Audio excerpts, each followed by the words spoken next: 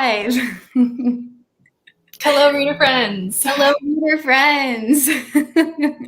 Welcome to this month's book report. Book club report. Yes, book club report. I always catch you saying it like that. We are talking about Blueprint for Revolution by Srdja Popovic is, I think, how we say it. Yes. Hello, reader friends. Welcome to our first book discussion of 2021. I'm looking in the comments. If you guys can say hi, and also let us know if you picked up this book, or if you haven't, that's fine too. We're here for all of you who want to learn this cool info. Okay, so I'm going to read the whole title. We're going to read a few things here. Mm-hmm. So Blueprint for Revolution has a very long subtitle, which is the best subtitle I've ever read. So it's justified. Good one. How to use rice pudding, Lego men, and other nonviolent techniques to galvanize communities, overthrow dictators, or simply change the world. Sounds good to me. This one? And I think I almost dropped it. I think one of the things I want to point out is the artwork too. He's throwing flowers. I know, I love that. I love it. It's one of the coolest covers we've ever had, for sure. Yeah, for sure. Hello, people in the chat. Thank you for saying hi. If you're watching, please say hi. Hello. Some people up. Okay, so we have some very fun and exciting people who are our fellow Yang Gang fam waiting in the green room. We are going to get started right away, just with a quick, as we now do. We're going to read you, especially for anyone watching who hasn't read the book, we're going to read the summary and a quick little statement, and then we're going to get started with our exciting panel today. Yes, so excited. Yeah, so Megan, do you want to read the first little chapter, and then I'll read that bullet pointed list? Yeah, so just start with a handbook? Yeah. Awesome. A handbook for anyone who wants to effectively and peacefully improve your neighborhood, make a difference in your community, or change the world. Blueprint for Revolution will teach you how to make oppression backfire by playing your opponent's strongest card against them, identify the almighty pillars of power in order to shift the balance of control, dream big, but start small. Learn how to pick battles you can win. Master the art of compromise to bring together even the most disparate groups. Listen to what people actually care about in order to incorporate their needs into your revolutionary vision. Recognize your allies and view your enemies as potential partners. Use humor to make yourself heard, diffuse potentially violent situations, and laugh your way to victory, which we're definitely going to talk about. That deserves some snaps. So here for all of it. Okay, so and then we're going to read one quick thing. So Megan, would you like to read the first paragraph? Yes. So in starting this new year, we at Yang Gang Book Club wanted to pick a book that was essentially a sequel to our July 2020 book. For those of you who might not remember, that was This Is an Uprising by Mark and Paul Engler, in which our favorite chapter was chapter 3. This chapter described the student-led movement in Serbia called Otpor, which overthrew dictator Slobodan Milosevic. Little did we know that such a book actually did exist. Enter our Google search, Manual for Nonviolent Revolution for Normal People, and subsequently finding Blueprint for Revolution by Srdja Popovic. We fell in love with the way they organized themselves and used tactics of humor to engage masses of their otherwise dormant population, incite unity, and do so all through peaceful and notably laugh out loud funny nonviolent activism, or as the author of our book calls it, laughtivism. Today, we will discuss how Popovic's definition of people power and laughtivism as a means for overthrowing dictators can be used in our own communities, online, and to hopefully affect mass change to our leadership and society writ large. So with that, introductions may commence. Let's bring in the people. So how about you announce, and I'll focus on bringing them in. So let's start with our largest group, Rethinking Humanity. We have, waiting for the first person, Lacey Delane. Hi. Hello, welcome. We have Victor. Hello. Of the amazing writer in tech and hilarious writing.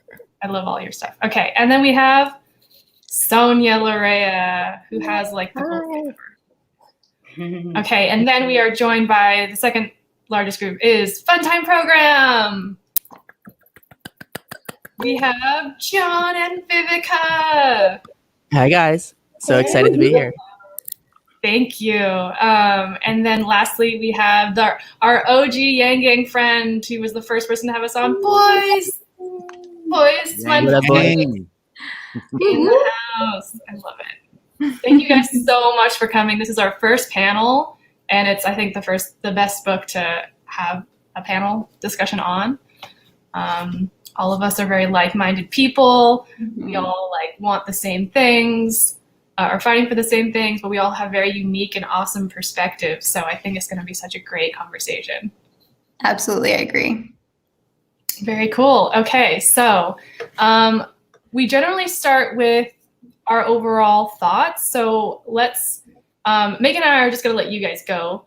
I'm assuming that we agree with a lot of what you guys have to say, but we want anyone who's watching who doesn't know about your amazing podcasts and platforms to know a little bit about you. So if you could just say your name, maybe where you are, and just your overall general thoughts of the book thus far. Let's start with Lacey. Hello, everybody. I'm Lacey Delane. Definitely huge fans of Yang Gang Book Club and also the Fun Time Program. I'm the host of Rethinking Humanity Podcast, as has been previously mentioned. And I'm actually currently in Guatemala for a little vacay. And that's why my backdrop is so different. But and I'm wearing a tank top, and y'all are probably not. So yay. Not rubbing it in or anything. I'm not rubbing it in. No, I'm so glad that I read this book. This is such an amazing book. It's so easy to read, and there's so much real practical knowledge about how to do this in this book. And so my overall thought on it is that it is a vital, vital book for folks like us. And I can't believe it's not been more widely purchased at this point in time. I'm shocked about that. Definitely, totally agree with that. That was our feeling that, like we mentioned, we read This Is an Uprising first. And while that book was so amazing and we were like, this is our favorite, I think we're in agreement that Blueprint for Revolution is maybe beaten that book. And we're like, how did we not find out about it first? Yeah, it definitely takes all the practical knowledge from This Is an Uprising and puts it into a succinct form. And I totally, Boyce, you know that I love you. I totally didn't even shout out to you, but my apologies. All that you're doing at the Trickle Up is awesome, dude. Absolutely. Trickle Up is great. Everyone follow the Trickle Up. Okay, so let's finish off Rethinking Humanity. So Sonia, would you like to go next? Sure. I'm the co-host with Lacey on Rethinking Humanity. Love Yang Gang Book Club because I am an avid reader. So love what you guys are doing. Love the Fun Time Program. Love Boyce the Skeptic. So I'm glad we're all here together. No, this is an awesome book. I've recommended it to everybody now in my few days of reading it because it's practical and it's an easy to read. It's something that you can put into practice. You see actually examples, and the fact that I think we're all, on this call, motivated to see changes in the world. This gives you real world advice and some interesting antidotes and interesting statistics too, which I know we're going to get into. So great book. Great glowing review from Sonia. Victor. Hey, It's great to be here. It's actually an honor to be here because I'm the technical producer of Rethinking Humanity. So I'm usually in the background. You never see me. So this is a rare time that you get to see my face. But I feel like a band geek that's just been invited to the cool kids table to eat lunch with. So that's how it feels like. So big fans of all of you, especially Boyce. We're both from Michigan. So we got that Michigan blood going on. The book was really eye-opening for me. I mean, I definitely read a lot of activism type books like that, but this is the first book that actually kind of punched me in the gut, as far as action. And I can talk more about what I read that really punched me in the face and gut altogether. But I like that the author is also kind of geeky. He has a lot of these cool pop culture references that applies to me. So, I mean, if I ever meet him, I'm taking him to a comic book convention. We're just going to hang out. So. Very cool. Love it. Yeah. I love that analogy, or like that punch you in the gut. And I haven't read a lot of other books, but I can imagine there are a lot. Well, actually, there was one other book we were thinking of doing, and it was a really, really technical and academic. And so glad we decided that we were going to try to go for something else. Okay, and then we have fun time programs. So why don't you guys go for it? Hello. We are the Fun Time program. I am John Andrew Fredrickson, and this is Vivika Volt. And we are so excited to talk about this book today. I think this book is really fantastic because it really shows how your casual person who might just be like sitting on the couch can participate in a revolution in changing the world around them by doing little things that lead to big changes. It's like the butterfly wing effect. And so I think it's really awesome that it shows different examples of how just the flap of like one quick butterfly wing of laughter or of like an absurd situation turned into toppling a whole regime or changing the immediate world around these people for the better. And I'm really excited to see how we can apply that to the world going forward. Yeah, it's very easy to think about revolution as something that happens in, places far away like Belgrade and Belfast and Baghdad and Cairo. And one thing that I really took away from this book was how we need to think about our own engagement in activism in our own local communities. And it's not just about overthrowing dictators. It's also just about being involved in democracy. And one of my favorite quotes from Srdja, I'm not even sure if it's in the book, but I think he said in his TED Talk was that, democracy is like love. You have to build it every day. You have to make it every day. Exactly. So just a reminder that, everything that we read in this book can be applied to how we inspire ourselves and inspire people around us to be more involved in creating the community that we care about. And that can happen on the local level. It doesn't just have to happen on the national or the international level. So yeah, really excited to talk about all the different ways that we can, take what we've learned from this book and apply it to our daily lives and the things that we care about. So yeah, thanks for having us on. And also, obviously, we're big fans of the Rethinking Humanity podcast and the Yang Gang Book Club because we've had both of you guys. We've had Lacey Delane on our show. We've had the Yang Gang Book Club on our show as well. And we are doing Boyce. Get ready next Wednesday. Week. Yeah. We are so excited to talk to you, Boyce, and learn more about what you're doing as well. So yeah, we're so excited to be a part of this community that you guys are building because this kind of activism is so important to, what we care about. And we want to learn how to inspire more people to take charge like this and start engage, start creating the future that we want to live in. So this is so inspiring. So thank you for having us on. You guys are so sweet. Yeah, you make us like more pumped about our own thing. I know. Like arm yourself with a book. Yeah. I love how you have the setup. I need to just get a shelf or something. I know. Yeah, we just added this. I love it. Every time we do a stream, I'm like, oh man, I need this different equipment. I need this. I see this in theirs, and I need that. We're the exact same way. Love it. Okay, Boyce, take it away. First of all, I want to say, John and Vivika, whatever you guys are doing, your audio is pristine. It's It's clean. It sounds really nice. As a podcaster, I just respect that. It's awesome. It's hard to do. For me, this book highlights the fact that the IRA would have been better off with this book than bullets. They could have got more done in Ireland fighting the British than blowing up people at funerals and murdering people to get their point across.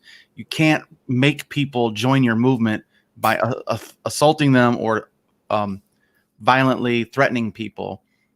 And to me, the humor is one of the most important aspects of this book. And so I love this idea. I only got to read about a third of it. And I did also listen to the same TED Talk you were talking about, John. I think, like Vivika was saying, I want to piggyback on that. Humor is the easiest way to take power away from those with authoritarian power. Mock them, laugh at them, satire them.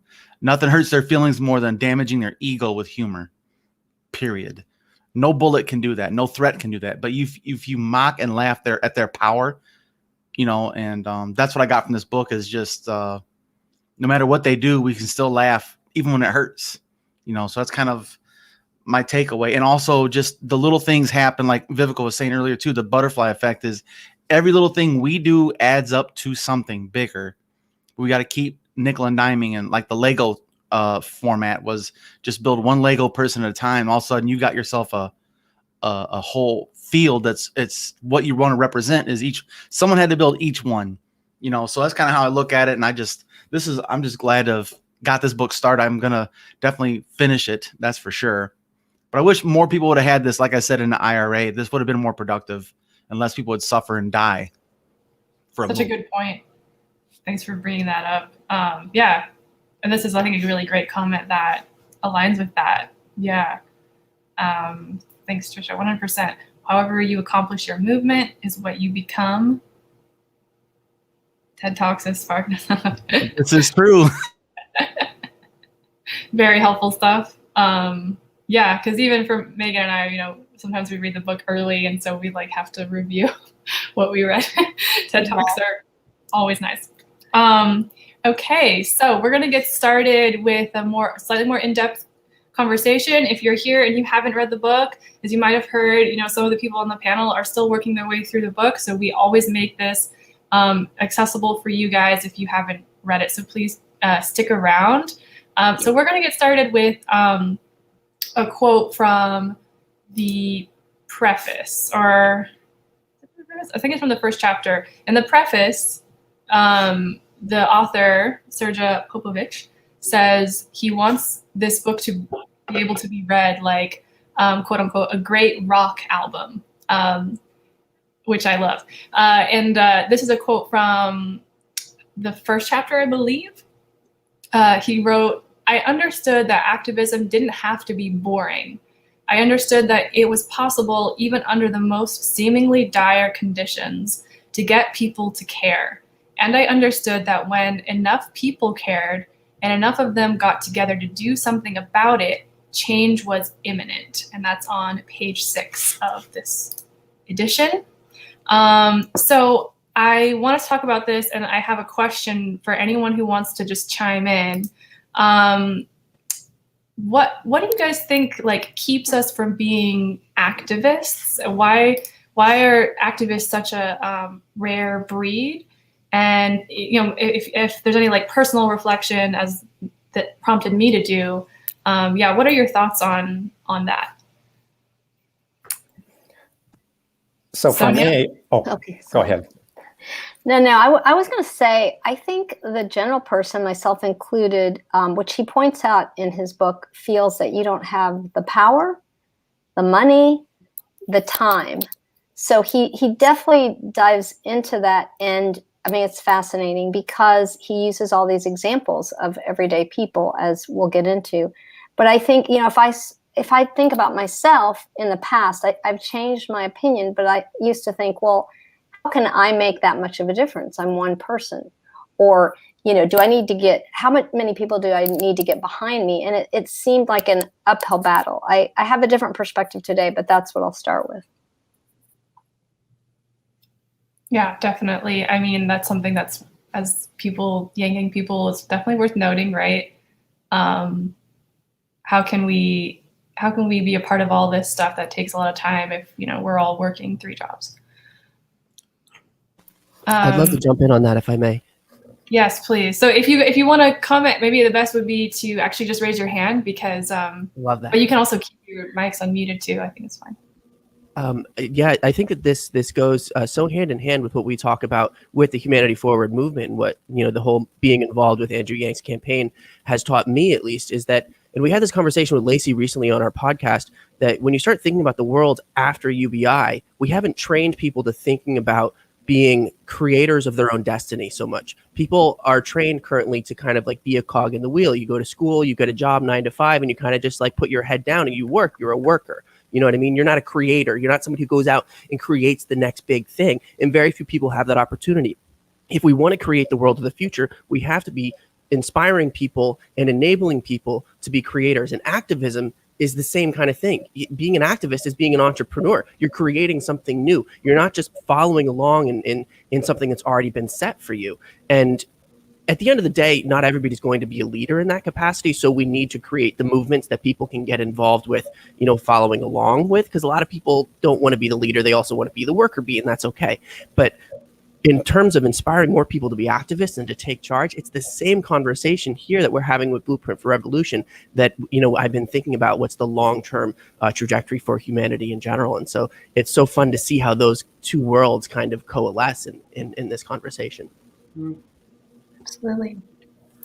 For me, sorry, I would also say that there also is an element of fear in going to protests and feeling like, especially the protests that have been happening here in the States, and we've seen similar in like Hong Kong and things like that, where the police are very aggressive. And so there's that fear of like, well, I think the only way that I can get involved is going to a protest, and going to a protest might be dangerous. And like, what if I get arrested, or what if I get tear gassed, or, you know, there's that element of trying to like protect yourself. And of course that like fight or flight, like, do I want to put myself at risk for this movement? And sometimes people get held up at the door where it's like, well, I really want to go, but like, I'm really scared. So maybe I can like do something else that's less intimidating. And they kind of get stuck being able to move forward because they don't know a different way outside of a protest, which feels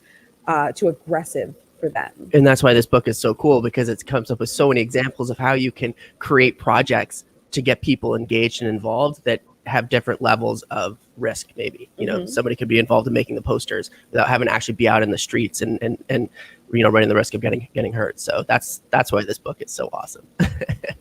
Right. Absolutely. Yeah, those are really good thoughts. So I want to move on to Victor. What were you going to say?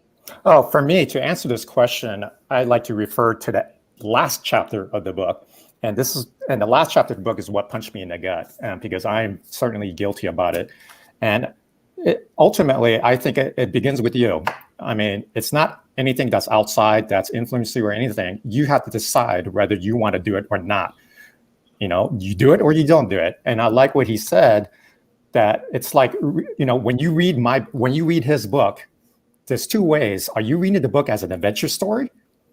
Or are you going to read it and take one thing and apply it to your life?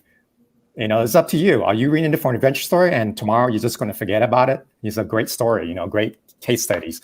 Or are you actually going to do something about it? You know, are you inspired to just take one little thing and do something about it?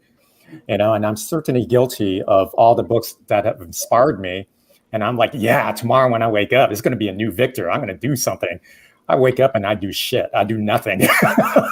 You know, so I mean, that's definitely an eye-opening statement. So something for me to think about. Yeah, thanks for sharing that. Great. So if we don't have any more comments on this one, should we move on to the next? Boyce is raising his hand. Yeah, I would like to say that when people make excuses, they're exactly that. That's it. Let's not be nice about this anymore either. If you have money, that means you don't have a lot of time. So do something with your money. If you have a lot of time, you probably don't have a lot of money because you're poor like the rest of us. You have time. Go freaking do something. Stop making excuses. Read a freaking book. It's not hard, and go do something. I'm tired of people making excuses. You know, I was like you, Vic, where you said, "Oh yeah, well maybe tomorrow." Then sooner or later we do something. You know, Victor, you're helping these two ladies make a great podcast. That's something. That's a start, but it's something, and that's all it really takes is a bunch of little somethings that makes into. You know, I'm a father of 4. I have a podcast. I'm trying to build a damn media network. I got a full-time job. I got a girlfriend. No excuses. Do something. That's all it does. Just do something. Start a damn book club. You know, that's something.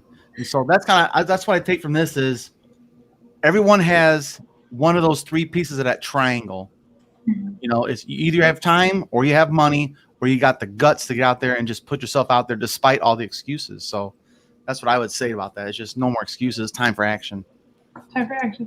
Yeah, I feel like Boyce is the Shia LaBeouf gif that we all need. Just playing in the background all the time. I got to bring the beard back for that.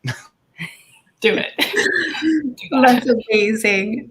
Lacey, did you have something you wanted to say? I think one of the things that keeps people from being activists is not knowing how, which is one of the reasons why I love this book, because this actually is giving us some concrete ways.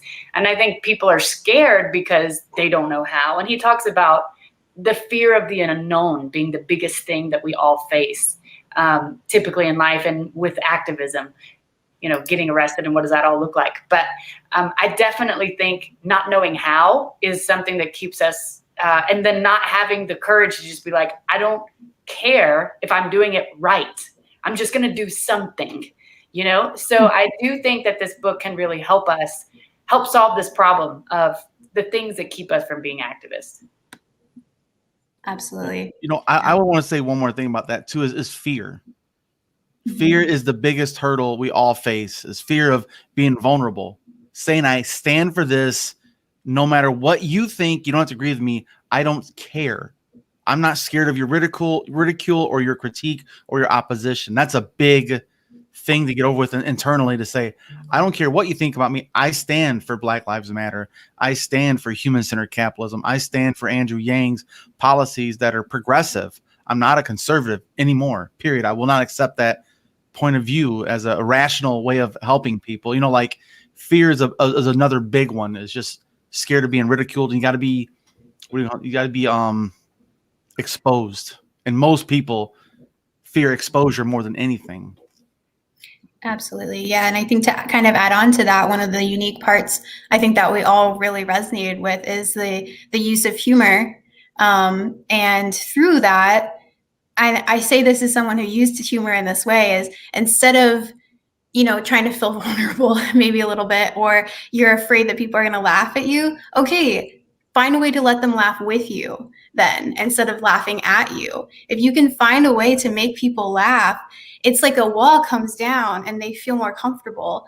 And so I think that's a really unique aspect of it, is, you know, taking that fear of being laughed at and start the laughter yourself. Like, you go out and do something. And it doesn't, I think the biggest point I take away from this, and this is what I've said like a million times before, is that you really don't have to start big. You don't have to be the person that runs for Congress, or you don't have to be the person that runs for the president of the United States. Like, you can just go out into your community and go to the library and talk to people. You can start your own local book club chapter. You can, you know, start a podcast. You don't have to be doing the upfront things. Behind the scenes, people are super important. So I think that was my biggest takeaway personally, was that you don't have to put yourself in as the face of a movement to join it. Yeah, definitely. So this is already an amazing conversation, guys. I'm so stoked about everything. Okay, so let's, shall we move on then? Megan, do you want to introduce Cottage Cheese and Dog Shit? I'm just like really proud of that title. Sorry, guys. Yes. Not my title. I love that he cusses so freely in this book. As anyone who listens to Rethinking Humanity knows, I'm more than willing to just cuss whenever I want to. So I love this. But, you know, Cottage cheese and dog shit. I love it. Yeah. Suddenly, I don't like cottage cheese anymore. Sorry, guys, I had to. Pairing up, yes. So the reason we chose cottage cheese and dog shit as our next segment, and this kind of goes into what, being an activist in a way that is for you, is using things that you wouldn't normally think of. We have the story of cottage cheese in Israel. And then we have the story of dog shit with Harvey Milk. And these are how people use these things in a way to overhaul a system. So I'm just going to read. You want me to read the description real fast, Kateri? Yeah, I wrote the basics down. Yes, awesome. So for the cottage cheese, people in Israel wanted to overhaul the system of what they viewed as piggish capitalism. They really loved cottage cheese. It was a huge staple of their diet. But they kept raising the prices. So they couldn't afford, people in Israel couldn't afford to buy it. And it was a huge staple. And so I'm going to say his name so wrong. Itzik Alrav. I think he was like an insurance adjuster or something. He created this Facebook group called Cottage Cheese is such a basic product, and now it costs nearly 8 shekels. We won't buy it for 1 month. The idea being that people weren't going to eat it and just let it rot on the shelves, let it expire. So they couldn't sell it anyways. And this Facebook group starts off with just a few of his friends, and then it just grows exponentially. And eventually the companies would give like small concessions, and Israelis were like, no, we want lower prices or we want nothing. Like, we're just not going to eat. And so eventually they got the price to 5 shekels. And then my favorite part about this is that they took that victory and used it to propel it was like a group of students who couldn't afford housing. And they realized, okay, if we can lower the price of cottage cheese, what else can we do? And they got the price of housing lowered, which is amazing. Terry, I don't know if you want to say anything else about that. I feel like I covered it. They did that by just the camping out in tents. So it was like reminiscent of Occupy movement. But I guess maybe one of the major differences is like they had a very tangible and achievable goal. That it was very specific and clear, and they were fighting for, we want affordable housing, and we are students and we're going to camp out. And so, yeah, that was the way that they got that victory. And then we have dog shit. Yeah. So the story of Harvey Milk. That's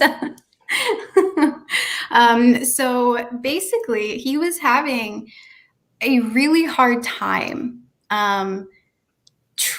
finding people to rally around him as he's trying to run for a public office. And people say as an openly on like yes gay rights. As an openly gay man trying to get progress in the LGBTQ community and their rights. But that just wasn't something that everybody wanted to rally around. And so he finally realized, okay, well, what is one thing that everybody is sick of? They're sick of stepping in dog shit. In San Francisco, by the way. Yes, in San Francisco. So he rallied like all of San Francisco around the issue of dog shit plaguing their parks and sidewalks. And these are people of all sexual identities. And, he got them to rally around that.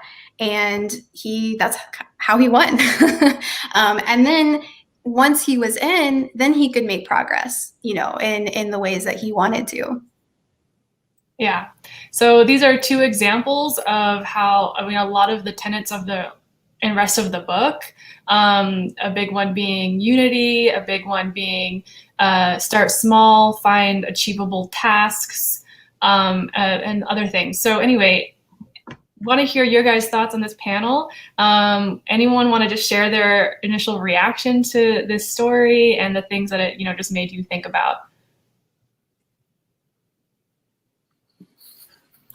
I'll go first on this one if you guys don't mind. Yes. I love it because it's about organizing around anything. And this, just like this whole Wall Street thing just happened, man. They said, you know what, we're gonna change this. We're gonna exploit the system, use it against itself. And the same thing with supply and demand in a capitalist system. We're gonna upset the demand side of it. Then we can control the supply side, and vice versa. Like Wall Street can, or not Wall Street. Let's say people are in charge of a commodity. They decrease the availability, increases demand, justifies the price increase, right? The more rare something is, the higher demand it is, the higher the price is. Well, if we decide as a movement, as a people that says, you know what, we don't value your gold so much, we don't even want it.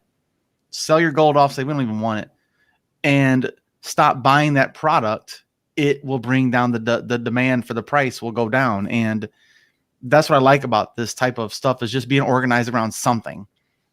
It just shows you that you can literally do nothing and still do something. By doing nothing, if you organize doing nothing, it achieves a goal, which is, half the problem is a lot of movements ask too much, quote unquote, from people to sacrifice. This says, just don't buy that. It's okay. Just don't buy cottage cheese or any dairy products or whatever. It's a pretty cool concept. Like you're saying, organizing. It's like, how do you do this? This is how. Don't buy cottage cheese. Simple.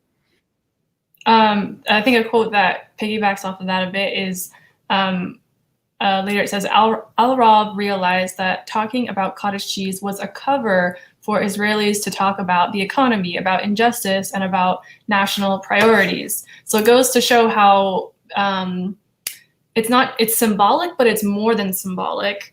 How organizing around something that is really basic and really relatable to everyone who can possibly get involved and who's being affected by it, how it can be something really small and simple, but it can stand for so much bigger than itself.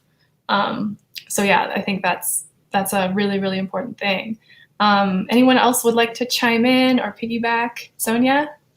Yeah, you know what I thought was really cool that the author hits upon, and I think we've all been exposed to this, is he talks about how there's language that you have these lofty goals, like we want human rights, we want economic justice, and he drills it down to these actions that are, as you're pointing out, day-to-day things that affect every person.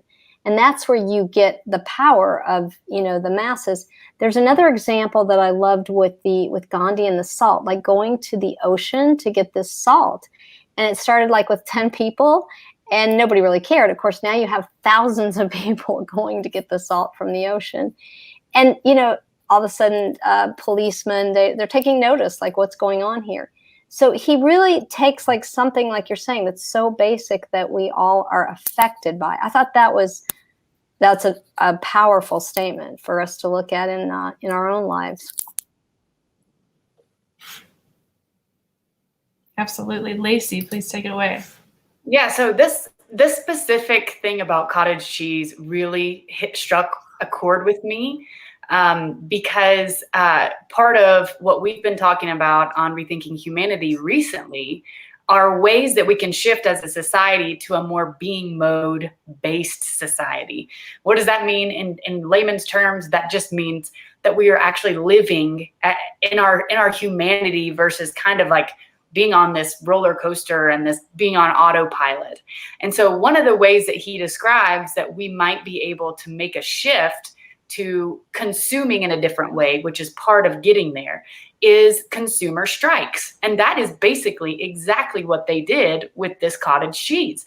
They said, no, we're not going to buy anymore until you put the price back where it was before. No, you're not going to take advantage of me because this is how things need to be. This is how they're going to be, or we're going to use our power to against you. And so I think the biggest thing from this cottage cheese thing is realizing how much power we have as consumers when we like come together. It doesn't even take like 80 or 70 or 60 or 50% of the population to do that. You can do that with 20%. You can do that with 25%. You can do that with 15% and make a dent in an industry. And then you have a chance to, have a conversation with the folks who are leading it, because that's the next step. Okay, now we're going to negotiate. And so I loved that particular story because of the power that it shows that we all have as consumers. Well, I also want to go back. This also shows you what was right about Bernie. When Bernie said we need to have employees on the boards, we need to have union members at the table, or community organizers a seat at the table, part of the conversation. That'll bridge this gap. There'll be no need for this. Mhm. Yes.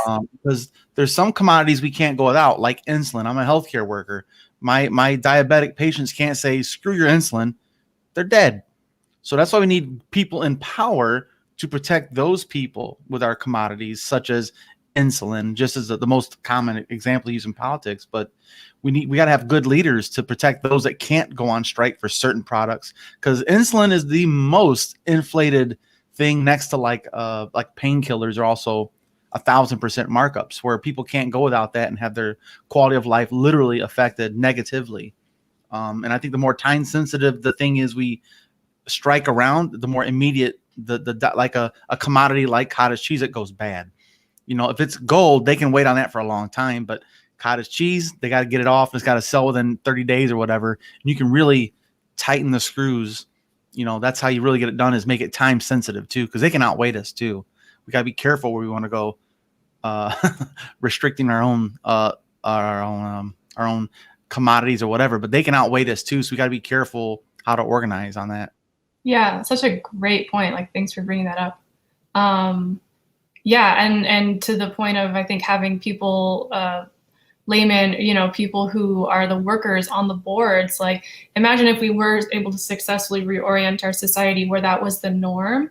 So many more people would be so much more willing to organize, because they'd feel like, oh, like, so many people don't participate in politics. They're like, the system is broken. What's the point? You know, it's like, well, I might actually join a union or just be a part of this community group, because I know that there's someone that is actually going to be heard, and it's not going to feel like screaming into the void potentially. So yeah, excellent. Does anyone else have anything? Oh, John, I can say something really quick, just to jump on that or to follow that. Another thing that Fromm is proposing in his book is a thing called the lower, which would be groups of hundreds of thousands of people in different areas that are citizens, that are people who are knowledgeable on certain issues, and those being bodies of folks who gain information and then send information about what the public wants to the actual Congress. And so I just think it's a cool idea of how we might be able to get to that place, Kateri, of like people actually going, oh, I want to participate because, oh, what I'm saying actually might make a difference and people care what I have to say. Yeah, definitely. I love that. I have Fromm's book. I'm excited to I've listened to your podcast episodes on him, but I'm definitely going to actually read the book. He has so many good ideas. John, could you please say what you're going to say? Yeah, I mean, this goes back to our question about, what are the challenges of getting people more involved in activism in general. And I think one thing that dictators and authoritarians and people who want to kind of maintain power over a structure, one thing they thrive on is negativity and overwhelming you. And we experienced this with Trump. It was like every day there was something new, and there were so many new things to be upset about that you kind of just felt overwhelmed. Like, how can I get involved with any of these individual details? And that's a fundamental thing that we all struggle with in our daily lives. When the more things you have in your daily life that you feel like are important that you need to take care of, the more we feel overwhelmed and like we can't even start. And there's a great book, David Allen wrote a book called Getting Things Done, where he goes into great detail about how you need to break it down into tiny little pieces and start with the smallest, easiest part. Because once you get the ball rolling, you get inspired to take on the bigger parts. And once you can see the progress you've been making, the more inspired you get to do more. And the same goes with getting people inspired in movements. If you can get them inspired over cottage cheese, something that they can identify with in their daily life, the more people you can get involved in that, the more you can get them start thinking about the next thing up the chain. Same thing with dog shit. The Wall Street GameStop situation right now. If you go on Twitter, so many people are inspired to take this example and it's like, what are the next ways we can stick it to the man? And now there's a big movement on Twitter where people are saying, just like you mentioned, Boyce, we have power to not buy something. And the biggest thing that people are frustrated with, not the biggest, one thing that some people are frustrated with is this celebrity culture where people like Kylie Jenner can make all this money from all these followers she has. And now there's this big movement to just unfollow them. It's like, well, they don't have power over us. If we just don't listen to what they're doing or buy the product that they're selling, then we don't have to hear from them anymore. So the Wall Street, GameStop situation is now inspiring more people to think about other ways that they can get the ball rolling and the other things that they care about. So it's all about starting small with something that a lot of people can identify with and getting people involved and giving them a taste of that activism, because then we can do bigger things every day. Yes. Makes me smile so much hearing that. Yeah.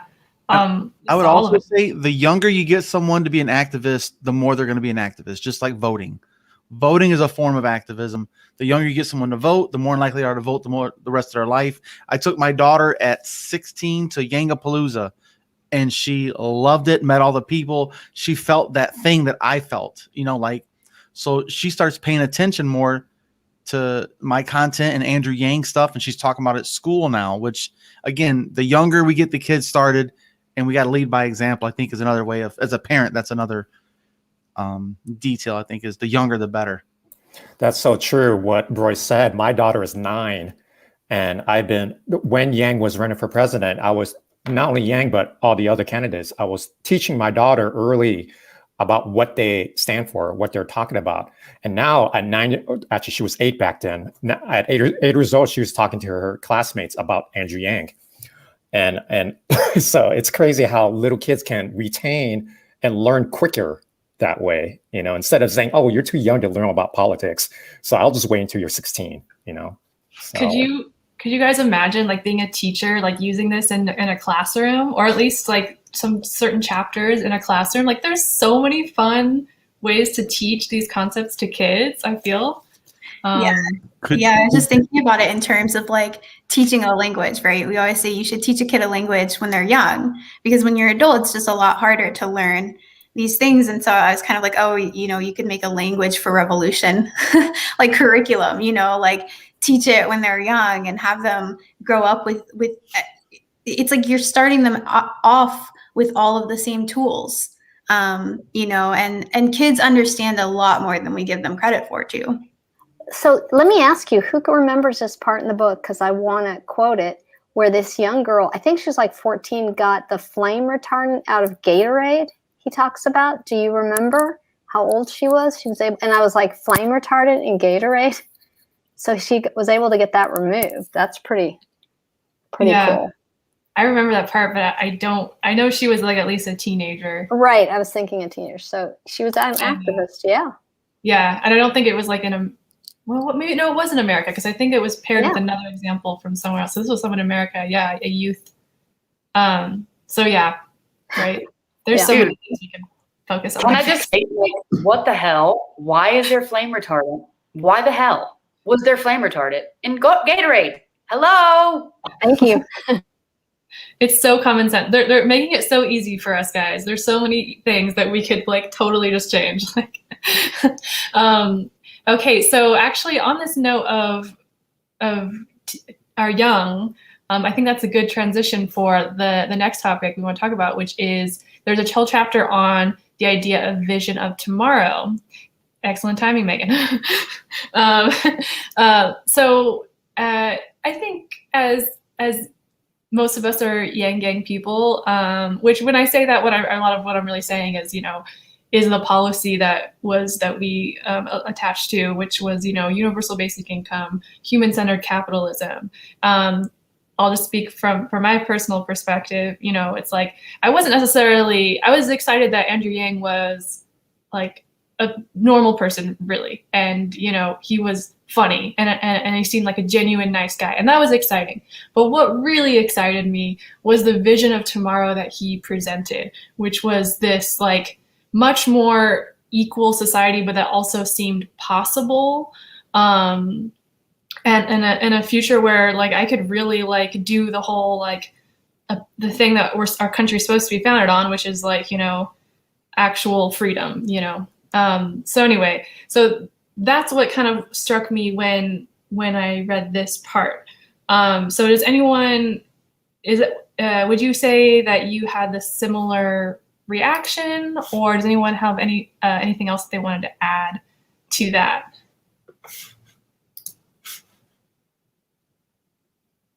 Or a different vision of tomorrow? I don't know. I'm not sure what the question is. Well, would you agree, or any thoughts on vision of tomorrow for anyone who read that part? That was my interpretation of how what the points could be related to us. I think that I feel like what he's trying to say in that chapter is something that we have in spades, right? Like people who are trying to fight for something like that. But if you're also trying to fight for climate change, or you're trying to fight for Medicare for all, those are also things that I know we all care about here. Yeah, I thought that was interesting, being that we were talking about how this was such a good book good timing for this book. We have such a unifying message too. The idea of having a universal basic income. So yeah, I don't know if anyone has any thoughts on that, or we can move on to the next topic. I would just say on that about the vision for tomorrow is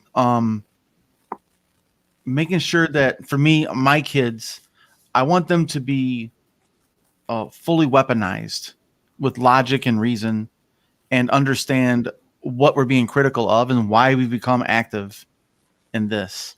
That for me personally is because I'm tired of seeing people homeless. I'm tired of seeing people go to the local church to get food because they can't get it. I'm tired of people living like I used to coming up. I don't want people to suffer anymore. Like, that's why I'm involved. It's not because I want to see a certain person in power. It's bigger than Andrew. It's bigger than any individual. I just want to see people not be homeless in the street. Because what really pissed me off a couple years ago here in Michigan and Chicago, technically, it was -50. And 6 people died on the sidewalk homeless that night. And it broke my heart. Saw a shop owner outside trying to shovel her sidewalk, or you get fined, and she hit a body. And someone recorded, she just dropped to her knees and just started crying. I was like, that's the kind of stuff that is avoidable. That's absolutely avoidable, yeah. We got to make sure kids understand why. The why is the most important tool, and that's the most easiest thing to motivate. Once you know why, you just need just point. It's like a gun. Just point your kids at it, and they'll go attack it and address it no matter what, because they're young and they're not foolish to think that they can't do it. You know, and that's what I think the vision of tomorrow is letting these people know they can do anything they do if they organize properly, address anything. Like you're saying a minute ago, Kateri, the school board does not want this book in the school. They will challenge their authority, period. They don't want students getting organized in high school, you know? So it's one of those weird power struggles where they're the people of my generation, Gen Xers, are scared of what the hell my kids are capable of because they have so much potential, so much access to information, and so much reach that they could. One little kid, like that one little young lady that was from Germany, the climate activist, what's her name? Starts with a G. Mm-hmm. Greta Thunberg. There you go, Greta. Denmark, I think. She's just a kid. Yeah. And she decided, I'm going to tackle this with everything that I am. And she risked it all. And she, again, critiqued by several people and mocked, you know, but yet she still did it. So I think that's the future, is teaching these kids to be fearless. Oh, absolutely. Yeah, I was going to say something along the same lines where when you're looking at the youth coming up, my 18-year-old cousin right now, she is kind of passive in most things in her life as a teenager. I mean, she's a teenage girl. She's not super involved in too many big things, but she has been involved in politics since she was 16. She's been really aware about political things like the LGBTQ community, trans issues, things like that. And she's been aware, even as a passive kid, of these things, and being more active than I was at her age, for sure. So I think that if we can basically not only arm these kids with the knowledge of how to handle these situations, but also the most effective ways to deal with these situations, so that if they ever come into a situation where they're presented with an authoritarian regime that was put in without their control, they can know how to topple that regime in a nonviolent way or in a peaceful way. And they can also apply that to smaller issues, whether it's changing dress codes in their schools or tackling race or discrimination issues in their neighborhood or in their communities. They can be armed with that information to change their immediate lives and also the lives of society on a grander scale. And once they see how previous generations have done that in such an easy fashion, I think that they can take our ideas and build on it and make it better and do bigger things than we can currently imagine. Yeah. Can I quickly, before Lacey goes, because we also like Lacey to kind of take us to the next topic. Something that a professor, I was an English major. It was in a French literature class, like on Caribbean French literature. It was like random, but they brought up how like the concept of the teen is so new. And it's something that, like Western developed societies create because we're kind of, I guess it's like the concept is like, we're kind of so developed that the job market is only so big. So we have to create these spaces where we can sort of like, it's almost like you're slowing down the population in that way. Cause you're like, I mean, obviously that's not the only purpose. Like I'm not anti high school or anything like that, but it was a different perspective. Cause I think we were obviously born into generations where this was absolutely the norm. And, growing up, I read YA fiction, still do. I love it. And so it is so interesting how we just really put down that demographic of people. Whereas for the majority of our human existence, like they were adults. And so it is interesting. I think it's just something to like really kind of keep in mind. So yeah, power to the teens. Lacey, could you please share what you wanted to share as Sure. this topic? Yeah, I mean, I think this is kind of cool, and it's this Vision of Tomorrow theme is really cool because it's an opportunity for us to actually be really creative and really dream a little bit. I mean, it's like, what do we really want? And I think the group of folks who, like us, have been supportive of Andrew Yang's platform since he ran for president in 2020, we have a pretty good outline, I would say, of kind of what we might want. But I also think that this is a cool opportunity to be as creative as we want to be and think about what do we really want? Because if we're going to put our efforts into this, let's make it something that's worth it, but also something that we're so invested in because we really, really want this. And so as much as we know kind of what our vision is and what we really want, that's as much effort, I think, that people will be willing to put into it. So I think this is an opportunity to be very, very creative and enjoy, like really have fun. That was one of the things with the Atlanta Yang Gang. I really wanted people to just have fun, because if it's not fun, it's just really not sustainable. So true. Mm-hmm. So true. I love all that. And so the next topic we want to talk about was something that's, a little bit, this is a book that is written by someone who's helping people overthrow dictators. Though in the subtitle, as we, to remind you, the subtitle says Galvanize Communities, Overthrow Dictators, or simply change the world. So, it is written for anyone in any situation. But there's a chapter that does go into dictators. Also, there's a chapter called, what's it called? Make oppression backfire. Make oppression backfire. Thanks, Megan. So we wanted to go into some of this. So that we're calling this segment "Dictators Depend on People." That chapter focuses on Srdja and then another man who I think is named Slobodan, which happens to be the name of the dictator they overthrew. Different last name. Very different person, clearly. So the organization they end up creating, and it still is in existence, you can follow them. Oh, we'll have to add that to the description. It's called Canvas. Oh, actually, I think their Twitter got taken down. When I noticed that, I was like, because they do amazing work. They're going around helping different people in different countries like overthrow their own dictators, giving them training and tools, just like the book. So anyway, in that chapter, essentially, his partner Slobodan is like telling, I think, a group of people in the Maldives. It's either the Maldives or Egypt, and trying to get them to understand like how dictators function, because you have to understand your opponent before taking him down. And so at the beginning of the chapter, he poses the question like, what do all dictators have in common? And they kind of go back and forth on that. And then by the end, he kind of just tells them, he says, the one thing all dictators have in common is that they rely on people. They rely on you to control you, right? So that was a moment, even though it seems so obvious.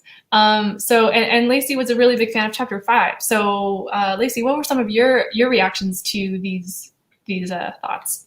Yeah, I think this is really, really interesting. And this chapter particularly just stood out to me.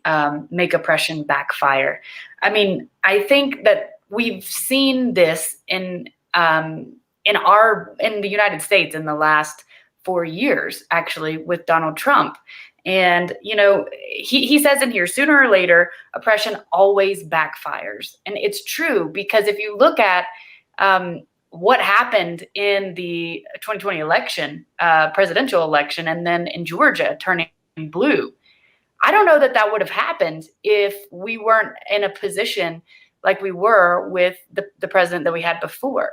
So I think that this is such a great thing that we can all take hope in. It's an idea that we can hang on to and say, you know what, there are definitely things that are good that will come out of very negative situations. And, I think we can see that in our own lives. And I have another thought, but I want to kind of stop right there and just see if you guys have any response to that, because I think, it's something we can all relate to. Yeah, absolutely. I think Boyce has a thought.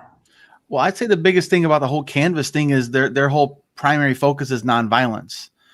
So the most, the most pragmatic and the most efficient way to beat violence is through nonviolence. It's not through violence. Like you can't fight a dictator, a physical arms race, because they have all the goodies. You're done. Why would you get into a fight you're going to get squashed in? Like I tell other kids that I've coached in sports too, you don't win a legal fight on the street. Like fight it in court, don't fight in the streets. You don't have a weapon in the streets. You have the Constitution on your side, unless you're black, don't worry. But nonetheless, like you got to be careful about who you pick and how you address them. But violence cannot be smoldered with more violence. Non-violence is the only way to do it. And just look at India with Gandhi. It's simple as a strike on salt. He says, we're not going to work for you. And then he said, India first, if you will, when it comes to their garments. So I'm a big Gandhi fan. He says, we will not buy any garments that are made outside of this country. We got to make our own garments now. It's another form of, what do you call it? Like anti-purchasing. You're not going to buy anything. You're going to make your own garments. And, but the biggest line in the sand is, it's tough to be in that situation where what is this dictator willing to do to shut you down? And, some places are more violent than others, of course, where they'll just shoot you. Like you have people being beheaded in the Middle East still for, being a gay. I mean, just something it's so human. That's all I say is just nonviolence is the answer. Unless they're really literally inflicting violence on you, it's kind of hard to not swing back after a while. But it's more effective if you don't hit back. If you just take it, if you're capable of taking it, take it. Some can't, and you should stick up for those that can't. That's, use your own privilege to protect others as well. Is what I want to really say about that. Mm-hmm. Victor's going to comment. I hope this wasn't what you're going to say, but there is studies that have been done as far as violent revolutions that worked in nonviolent, and the studies show that the nonviolent revolutions, by the numbers, are more likely to succeed and are more likely to maintain the new power structures they were fighting for longer. Victor, did you want to add on to that? Yeah, I mean, reading that part in a book kind of made me smile because it's so Art of War, Sun Tzu Art of War, if you think about it. Because what's one of the few best ways to beat an army? You find where to get the food supply and you attack it, or you stop it, or you build a barricade so the opposing army can't get their food and they starve and they can't fight. Or you wait out and make them wait for battle and tire them out. I mean, those are nonviolent ways to stop an army. I like the fact that he talks about, you can't really go head to head against a dictator, but what are ways to go around that? Think outside of the box. Where does he get his money? Who are his sponsors? Resources. Where does he get that? Attack the hotel chains that he stays in. Attack the business relationships that he has business with, because they don't know that maybe they don't know that he's a bad dictator. And once they find out, then they say, hey, I don't want to get involved, So that's definitely so right. I mean, I think he mentioned something like, it's like going against Mike Tyson. You don't want to fight Mike Tyson, but I can definitely fight his trainer, but not Mike Tyson, so yeah, definitely. Definitely. Does anyone else want to chime in? John? Yeah, I think what Boyce was saying was so interesting too, because when you think about the violence versus nonviolence, dictators rely on the consent of the people, and often it's manipulated consent, it's oppressed consent. But at the end of the day, it's the consent of the people to not do something to push back. And when you start pushing back, you also have people who are representing the authoritarian structure, who maybe aren't necessarily fully invested in the ideals of it, but it's their job. It's a police officer, it's somebody in the military. And at the end of the day, they don't want to be shooting their people because they're humans too. But when the people who are coming at them are violent, it gives them an easier job of pushing back with violence. And when the people coming at them are just students or people who are nonviolent and are standing there just talking about the things that are maybe the police officer can identify with, and if you can create that ability to connect with the person who would otherwise be your oppressor or is working with the oppressors. You look at the case of the Capitol riots, and one of the reasons they were so successful in storming the Capitol is, unfortunately, there are quite a few number of people in law enforcement who maybe identify with that movement. And if you can create that bridge of identification with the people that are on the other side, you have the potential to get them to pull back on what would otherwise be an easy act of violence on you. And the more you meet them with violence, the easier it is for them to see you as the enemy and to squash what you're doing. Because at the end of the day, they're always going to have bigger guns. They're always going to have stronger numbers to be able to put down a violent revolution. We're not gonna fight them with guns, but if we can fight them with things that maybe they can kind of identify with, and like, I don't want to be shooting my citizens in the street if they're just complaining about the price of cottage cheese, because maybe they want the cottage cheese too at a good price. So yeah, I think that's why it's so important to remember that it's people on both sides, and how can we create a message that maybe even the people that we're fighting against, people who work within that organization structure, can identify with in some capacity. Yeah. I mean, really. Go, Vivika.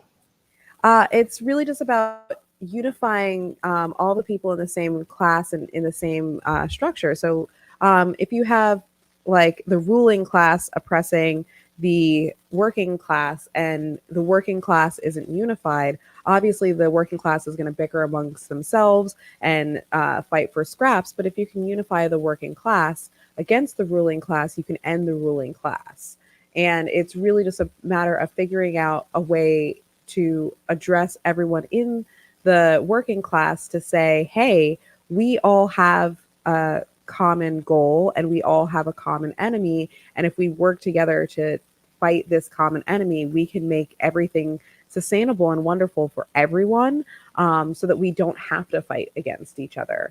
And it's really just a matter of finding a really great way of addressing everyone. And I think that this book does a really great job of showing very effective tactics of getting a lot of people who would normally have very differing perspectives on the same team and fighting with the same goal in mind, and doing little steps along the way. And it becomes this not you, not me, but us situation. And when people start thinking in an us way and start focusing on their community versus individualism, I think that a lot of really great changes for the better can be made, especially when it comes to toppling authoritarian regimes.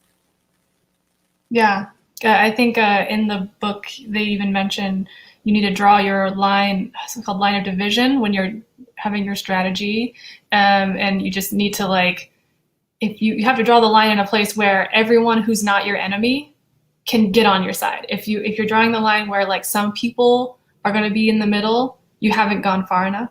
And talks to one of the groups he's working with about, like, well, maybe that's a way we can actually get the police to be on your side. I forget what the suggestion was, but saying police at the end of the day are humans in uniform.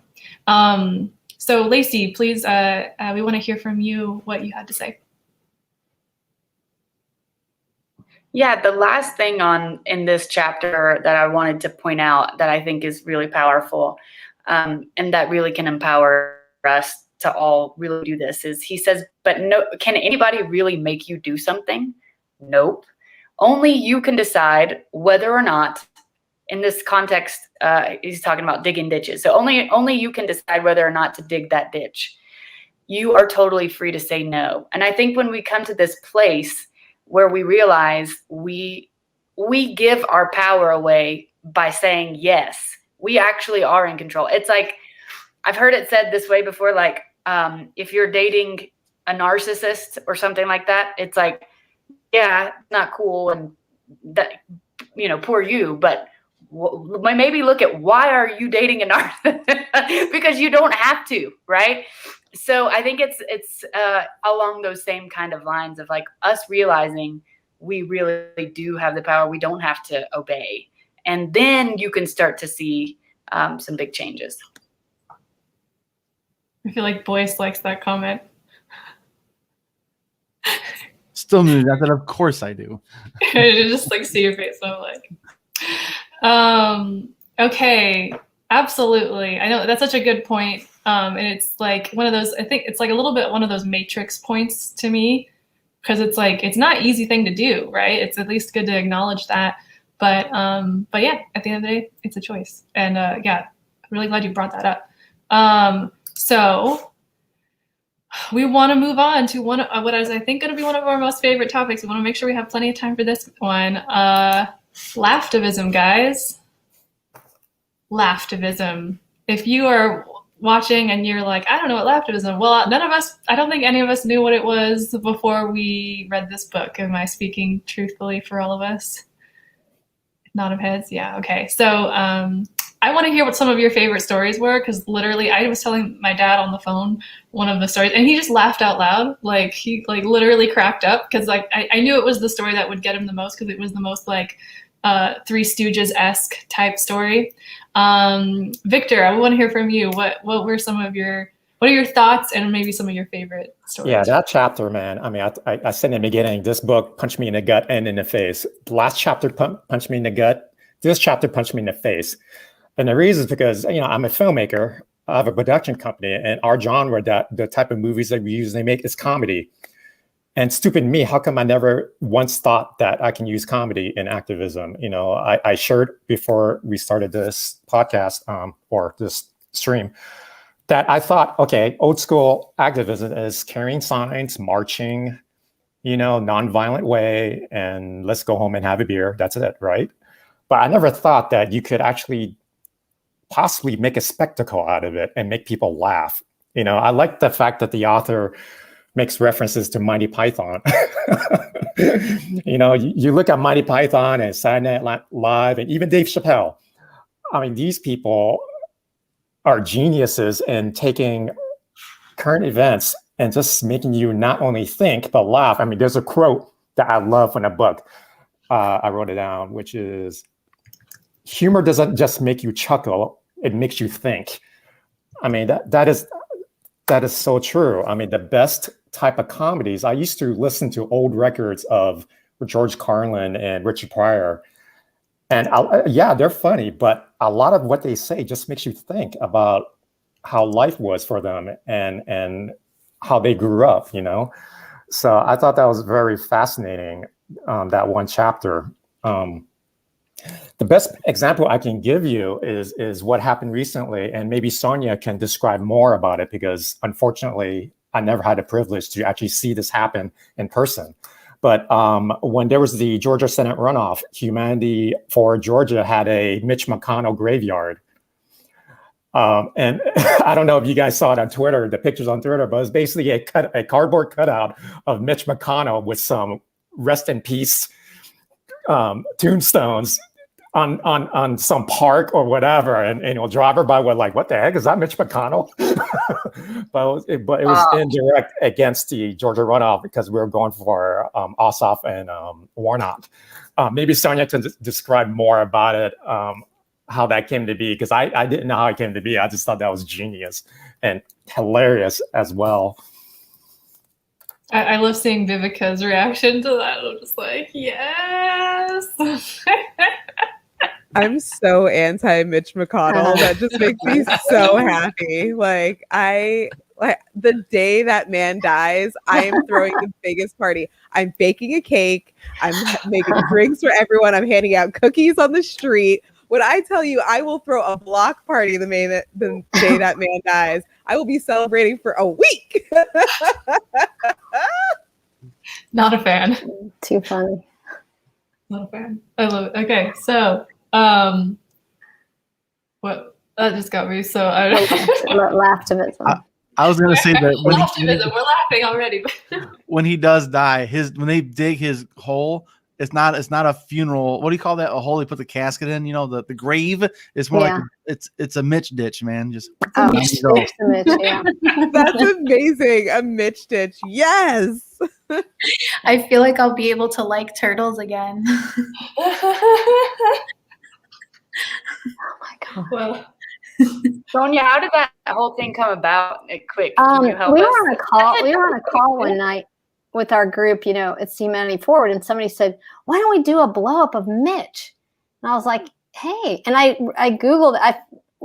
We got a blow up of Mitch, and it was such an awesome idea. Another woman on our group we did these signs. I pick up signs, old campaign signs, and we put the bill for all the bills that he hasn't passed, of course.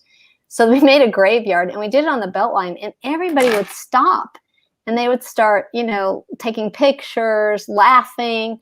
I don't think it mattered if you're like conservative or liberal. They thought it was hysterical, So, I mean, it was really good to draw attention. And on that same note with the book, I like the story with the barrel. I think they did the face of the president, and people were like kicking the barrel and punching it. And I thought it was interesting. What was so funny is the policeman came and they didn't know, do we arrest the barrel? What do we do? So, that was fantastic reading that story. Like they ended up arresting the barrel. It's like, right, which only then reinforced everything that was happening. It's like, okay, so this is a ludicrous situation, and now you're actually playing into how ludicrous it is, which is only reinforcing our point. So thank you, like, police, for helping us by being so ridiculous in this situation that you arrest a barrel. And what was great was how he Srdja paints that picture, because they're able to like sit back at a cafe on the corner and just like sip their espresso as they're watching this whole thing play out. And they're like, who do we arrest? And they're right there, but they're not doing the protesting. The barrel is doing the protesting. So for anyone who's watching, essentially they had a picture of the dictator's face. And I think this is at the point where they're trying to like just get people to understand that there is an organized dissident. What's the word I'm looking for? Like there's something there. Resistance.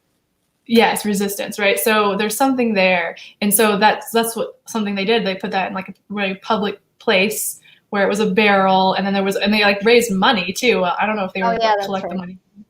They recognized that they arrested the barrel, but the point was, put in $1, and then you can, even though it's so funny because people did it, it's so interesting. It's like almost like a psychology experiment. Like people did it. They actually put in money, picked up the bat, and then slammed in the dictator's face on the barrel.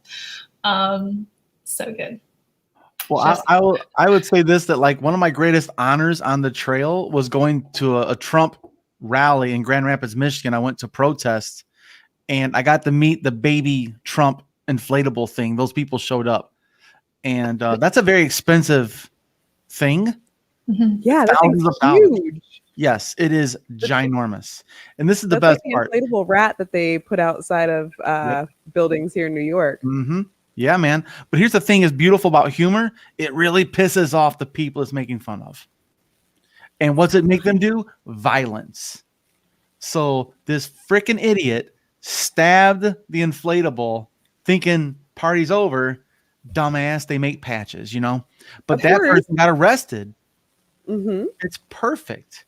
Nonviolence beats violence once again. And I got to meet baby Trump in a diaper inflatable. It was a great day. I gotta ask, do you have any contact information for those people? I'd love to get in touch with them. I wish I was that smart back then. I was just getting going. Yeah. Oh man, how interesting would that be to hear their story? That would be so great. All right, we've got to put that out in the Twitter sphere and try to find them. The story I told my dad was the one that was, I think it was actually mentioned earlier in the book, and I don't remember if it was like who it even was exactly, if it was like the Serbian dictator. But anyway, essentially it was more an act against the police force, I think. But I think it was a Serbian dictator because it was Milosevic, because his wife who no one liked his wife, apparently. That's what he said. She always wore a white flower in her hair, white pin flower. And so what they did was they got a bunch of turkeys from like a local farmer, and they got a bunch of turkeys and they put the flower on the turkeys, and then they just let them loose in like the public square or something like that. And so all the people aren't going to do anything about it. They're just going to laugh. So the dictator's own police force has to be going around trying to catch these turkeys that have the flower in their hair. And it's just such an obvious form of protest, and also a really great, laughter brings us together. So yeah, that was the one that I mean, how much more funny does it get? The cops are trying to chase these birds around it's brilliant. It's just brilliant. The image in my mind is just making me laugh so hard. You made me think of one. How about the ping pong balls? That's the other similar one. Yeah. I loved that. I loved the ping pong balls. I like the pigs. They're chasing these huge pigs down the street, and everybody's just laughing at the cops. Because the cops are supposed to be this thing of fear. They were very oppressive, very violent, and now they got to go chase a pig. Right.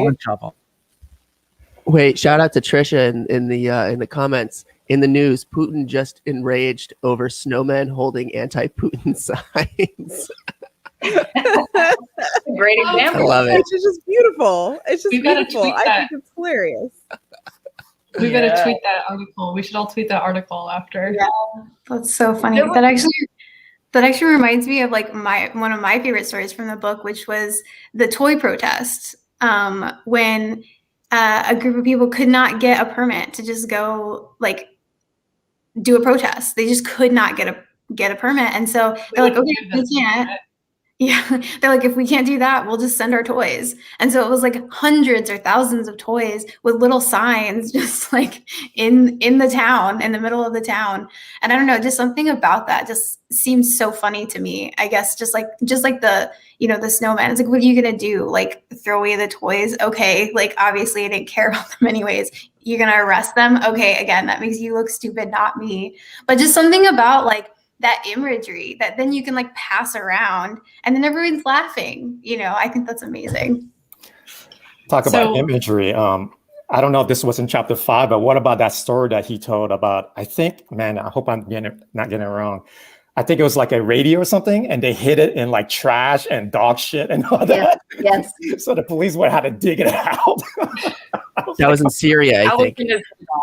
That was so good. Oh my God. Oh, so good. So just to like put all that, those are some great stories, man. There's so it's like so cool to like read a book called Blueprint for Revolution, yet be laughing out loud like half the way through.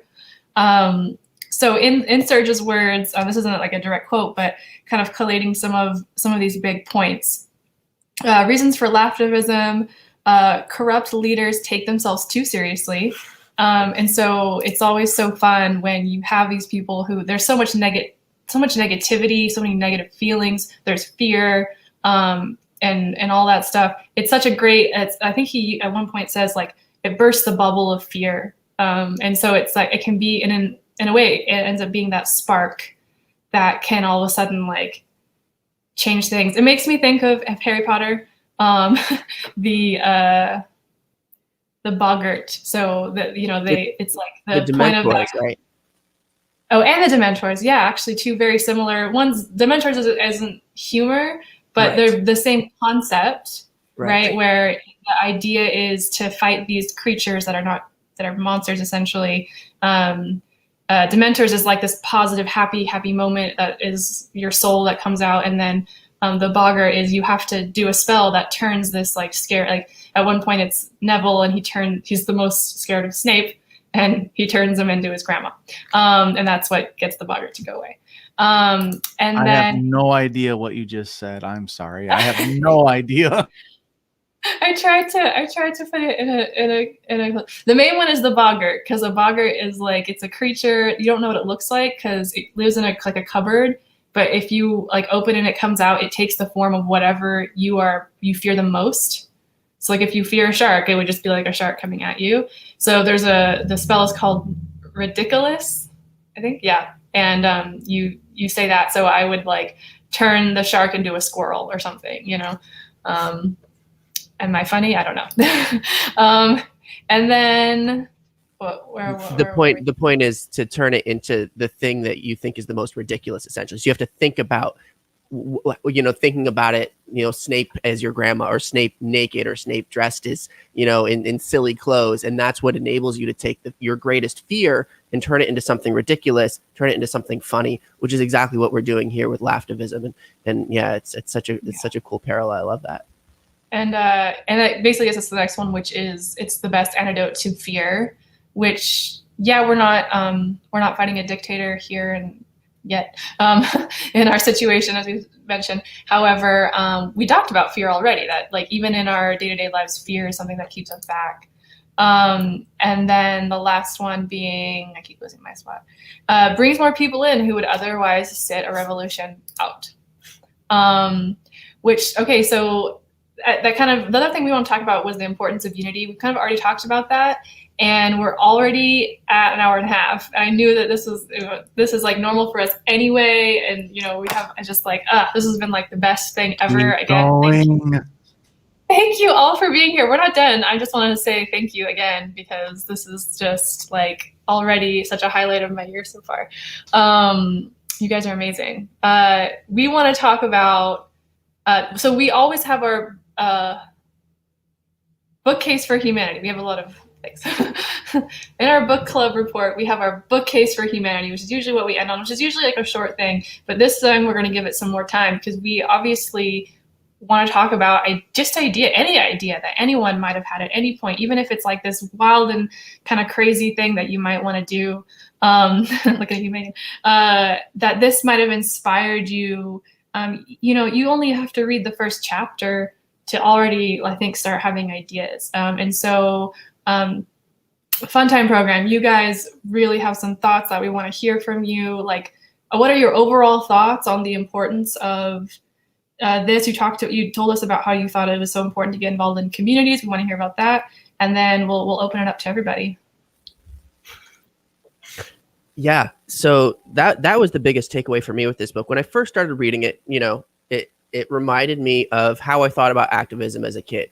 It was kind of, or revolutions. It was kind of things that happened in other places to other people. And, America isn't always the best at everything. But in general, as a child growing up here, I didn't have to think about a lot of activism. People around me were involved in, environmentalism and stuff like that. And I didn't get involved in that kind of stuff. But, reading this book, it still felt kind of far away. But once I started thinking about okay, how do we start applying all these individual lessons for getting people inspired to do something? How do we start applying that to our lives? It became applicable in everything that I could think about. And, you know, when you're thinking about the Humanity Forward movement and universal basic income and getting people inspired to thinking about how we can change systemic structures to make our world better, all of these examples in the book, even if he was talking about, you know, doing silly things to dictators, all of these examples in the book, you started to be able to think about how I can apply that to the things that I care about in my community. And that's what was really so inspiring for me. So yeah, I can't wait to just start thinking about ways to come up with, you know, fun projects to get people to pay attention to the movement. Because, you know, intellectually, things can be a little, I don't know, heavy, right? If we're only talking about intellectually like why it's important to do the things we care about, not everybody gets excited about it. But when you can come up with these, you know, silly examples of just like, you know, Mitch McConnell's graveyard, you know what I mean? It really enables us to get excited to do little things that can start getting the ball rolling to get more people involved. So yeah, I'm really inspired to start taking some of what we've been learning in this book and applying it to the movements that we care about in our lives. Yeah, I honestly think that like this book is really fantastic because it really shows all the different ways that like, one, it's not just that we're only looking to have a revolution when it comes to toppling an authoritarian regime. This book can easily be applied to something like the Black Lives Matter movement. This can easily be applied to the fight for equality for Indigenous people or for trans people. So I love that this is something that you can take. You're really just taking the piss out of people who are oppressing what is the word I'm looking for? Minoritized group. Yeah. And I think that it's really great. Like when you're in the minority, you can feel so powerless and you can feel so helpless and feel like, shit, there's nothing that I can do to change this. And you can feel stuck.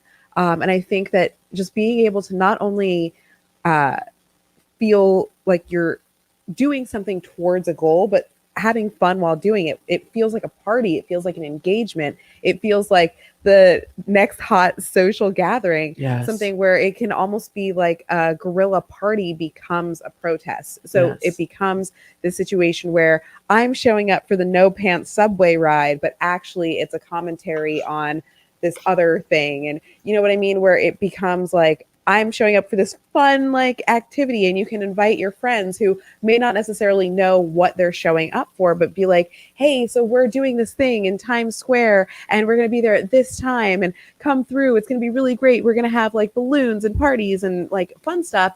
And then you have all these people who wouldn't necessarily be engaged or necessarily have thought about your cause now taking the time to stop and say, what is that? What are they doing? Why are they doing this?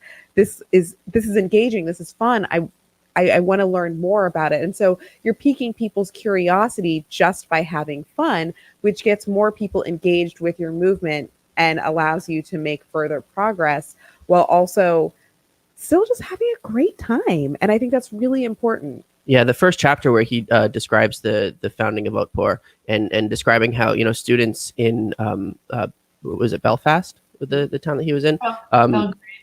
Belgrade, right? I always confuse the two. How they were kind of disconnected from political life because there was nothing you could do because it was this authoritarian regime. And so you just focused on having fun. You know, the kids were having fun doing their own thing, but they weren't politically active. And as soon as they realized that they could combine having fun with political activism, all of a sudden, he says here, our little demonstrations became the hottest parties in town. If you weren't there, you might as well have kissed your social life goodbye. Mm-hmm. And if you can create that kind of environment where you're now the coolest party in town and people want to be involved in your movement, not just because it's something that they think is great, because at the end of the day, people see things in the world that would be great to get involved in, but they don't get inspired to get involved with it all the time. Mm-hmm. But if it can be the most fun thing to be doing on a Friday night, boom, you're going to get more people out. And yeah, I mean, just what a wonderful image of positivity, nonviolence, and just excitement and laughter and all the things that make humanity great. When you bring that to the table, man, nothing can stop you. I love that. I love it too. and before I read this book, I had the thought about how, like, if I were like a rich person who was like able to send my money off to different organizations, I'd be like, can you please use some of this money to just like throw a block party? Like, like just throw a block party. I'll pay for the food, pay for live music. Like I always thought that like that'd be a really good use of money, because you're going to bring in the people with the kids, and like it's just going to be, and people are going to invite their friends. Like, imagine being someone who's like, oh, I really care about domestic violence, and this is something that I really want to do. And then you try to invite your friends, and they're like, I have better things to do, and it's like, but you could come and there's karaoke, You're like, I love karaoke. So yeah, definitely. Anyone else? I definitely have something to say about this. I'm thinking about one of my projects for New York specifically is to see if we can get someone like John Leguizamo, who's 100% behind Andrew Yang, to throw like an outdoor block party cookout informational situation like outside of the Marcy projects. If you don't live in the projects, you can't come to this party. I'm sorry. This is for this demographic only, so they can get involved and know why their votes matter. You can take back control of your city and fight for better housing, fight for better social programs. No beer. But I think that'd be something cool to get someone like John Leguizamo, who's born and bred New Yorker, invite other comedians and have their routines politically engaging and make you think. George Carlin, Richard Pryor are the top two. Lenny Bruce for old people. Lenny Bruce was another one. He broke the mold a long time ago. But Dave Chappelle, that'd be great if he came. That'd be cool. But if we can get comedians and someone to play music, laugh, feel good, and get informed, and actually have booths that says, okay, we're not telling you to vote for. We're going to say, this is what this candidate stands for. This is this candidate's policy page, if you will, and print them out. Have them up there on board and say, so who sounds the best to you now? By the way, Andrew Yang people, we put this together for you. Just so you know. And like, I think that's something we could do in real world time. So let's show up to New York and let's do something for people. Because my big thing is getting people to vote that have never voted before, never been registered.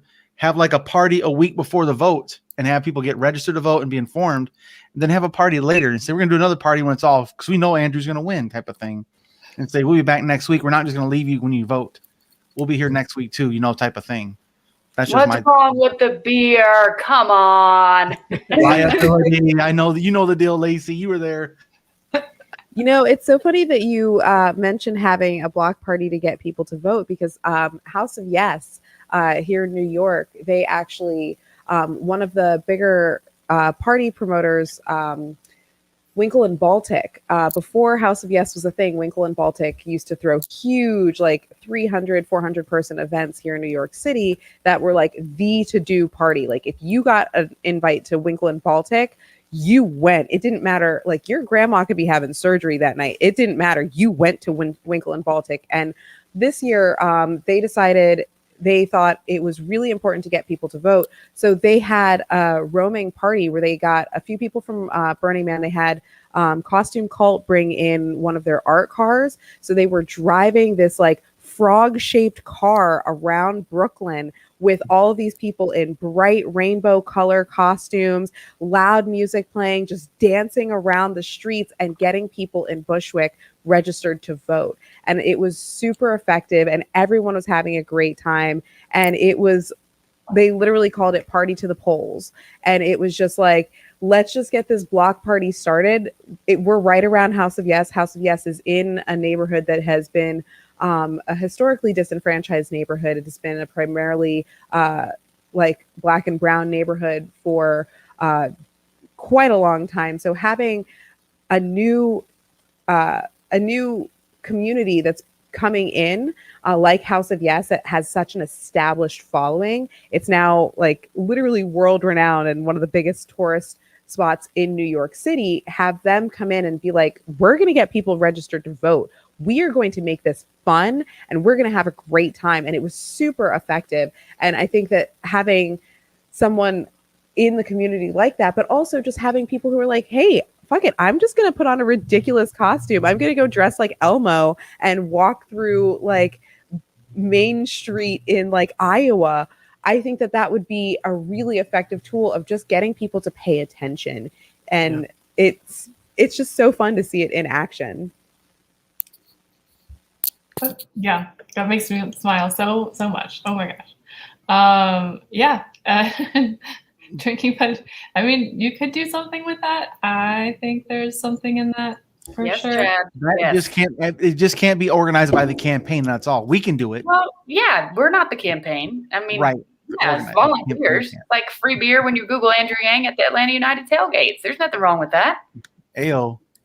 Yeah, that was a big point of This Is an Uprising that was made, where it's like grassroots movements really need to see how much value and power there is, because establishments, even something like a campaign, there's so many limitations to what they can do and how they can activate and mobilize. Grassroots can do basically whatever the fuck you want, like as long as it's legal, you know, and hopefully nonviolent, because that's what we're about here.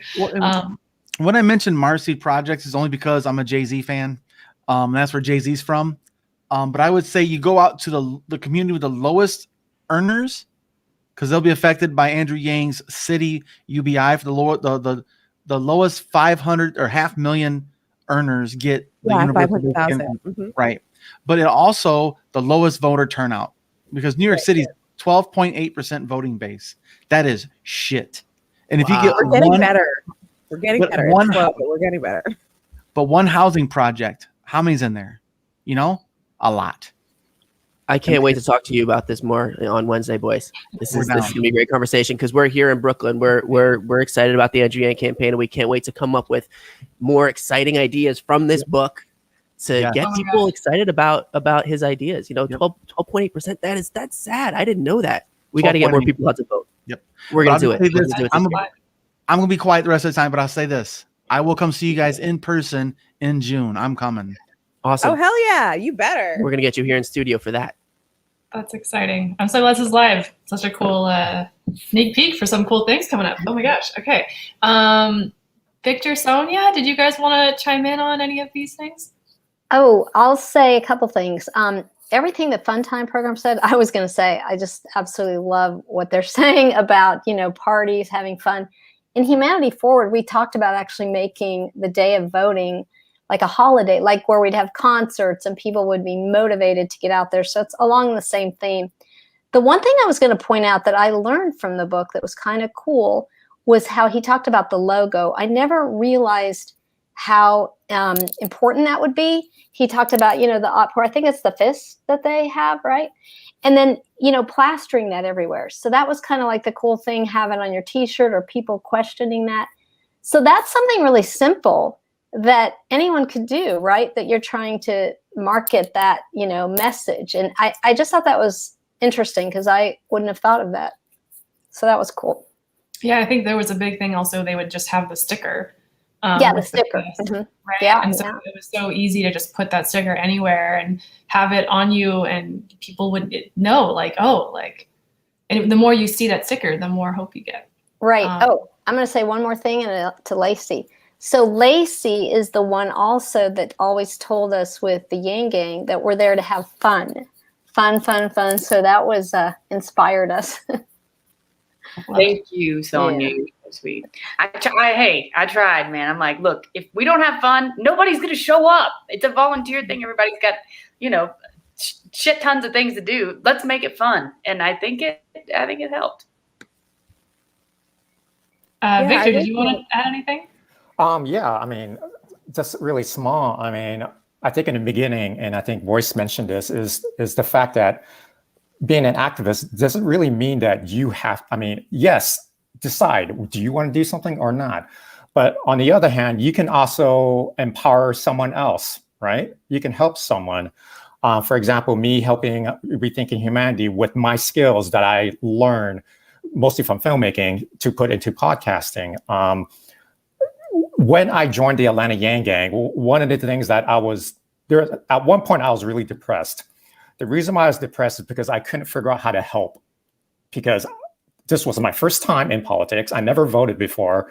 I never done anything remotely close to anything politics until Atlanta Yang Gang, and I couldn't figure out how to contribute. I'm not good at campaigning. I'm not good at going door to door. I suck at going door to door. I probably will help Andrew Yang lose if I went door to door.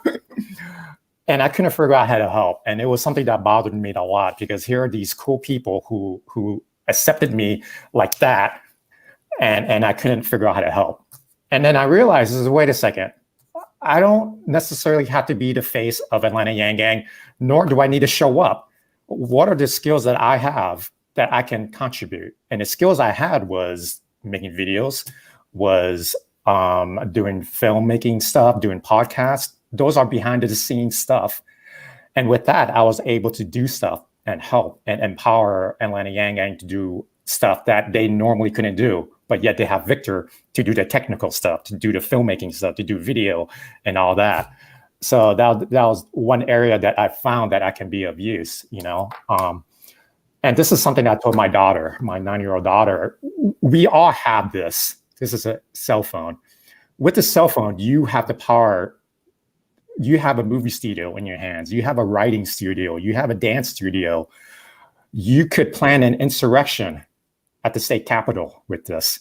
You can buy GameStop stock and topple Wall Street with this. There's a lot of power you have in your hands that you can do yourself. And you know what? You can do a lot of mistakes and just delete it. I can't tell you how many times I wrote a tweet and I was like, oh, shoot, I shouldn't have said that. And I deleted it. You can do as many mistakes as you want on this phone to be creative and do stuff and try things out. And if it doesn't work, delete it, I think Boyce, I consider you one of the pioneers of content creation during the old Yang days. And I'm sure there's a lot of mistakes you made because you wanted to say something. You had a voice and you wanted to say something. And now look at you, the load, trickle up. I said a lot of things I regret too, and I'd say them again. Yeah. All good. And you're still doing more stuff. There's a lot more projects that I've heard that's coming down the line that you're going to do. So I can't wait to see that. Can I just say, yeah, absolutely. That's exciting. Victor, for sure. I mean, I think all of us here in this panel right now fully understand the huge importance that it is having technical skill. It's kind of impossible without it. So yeah, that's amazing. I love that story.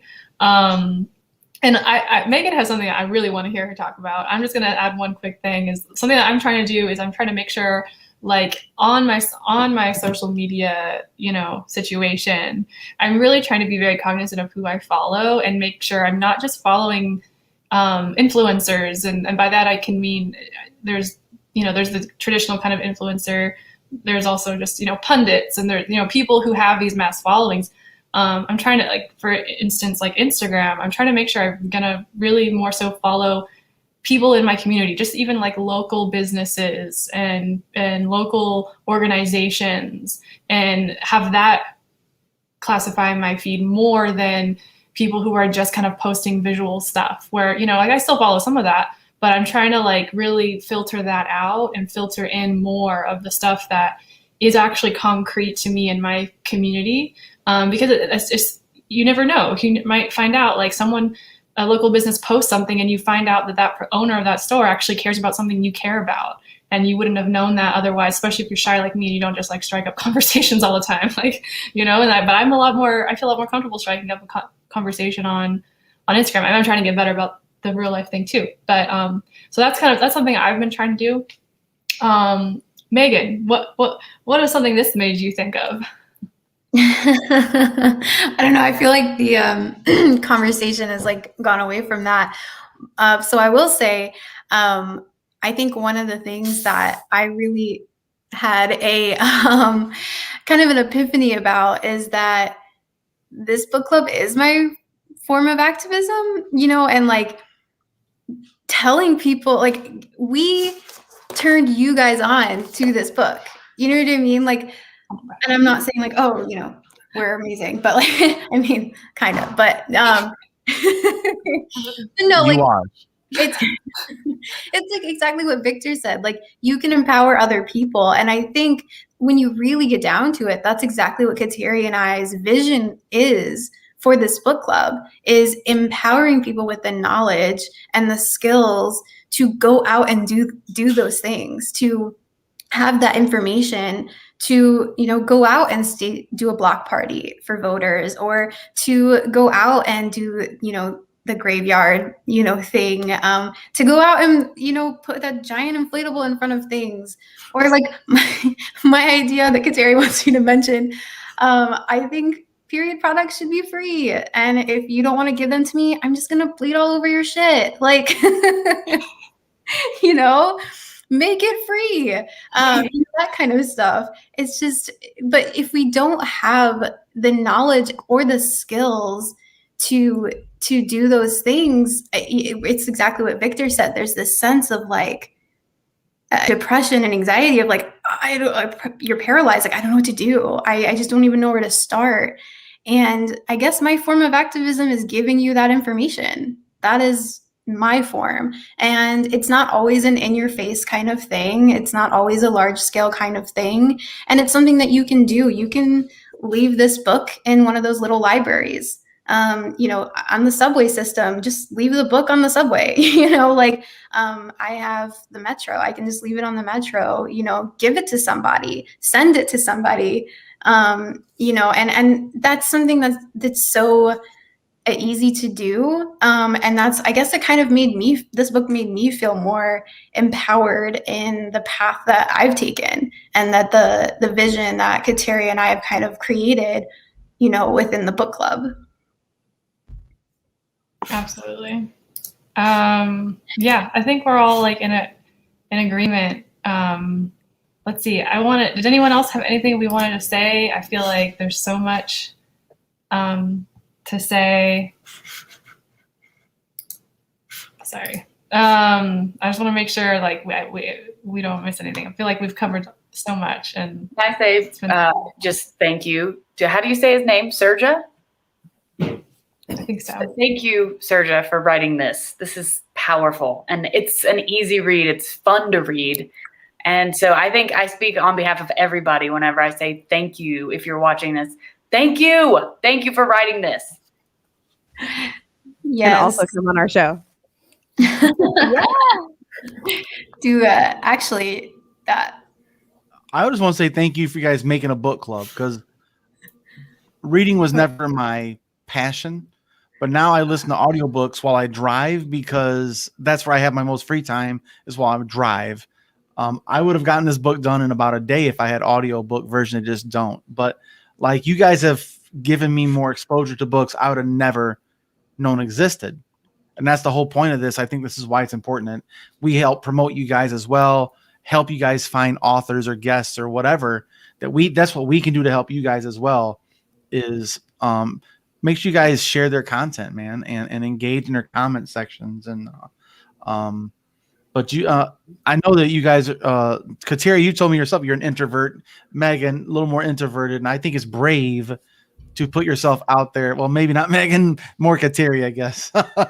but just to be an introvert and put yourself out there is a brave step. Period. And there's a lot of introverts in the Yang Gang that I met in person that this is their first time doing a social function of any sort that wasn't going to get a damn Starbucks, you know, like putting yourself out there to say, I stand for something. Like I was saying earlier, you're saying that I stand for this. I'm here and I'm going to meet strangers. That freaks people out. Like, my daughter was freaked out in Iowa. She's like, Dad, there's like 1,000 people here. I'm like, yep. I want to talk to every single one of them. And she's like, I'm going to stand back here with the sign. She just stood by the sign. She felt safe behind that sign kind of deal. Mm-hmm. But she's brave enough to stand there with the sign. That's something, because my daughter is not an extrovert whatsoever. But for all the introverts in the Yang Gang, thank you guys for stepping outside yourself and exposing yourself to anxiety and stress. I'm sure it's petrifying. Yeah. And we're all here for you.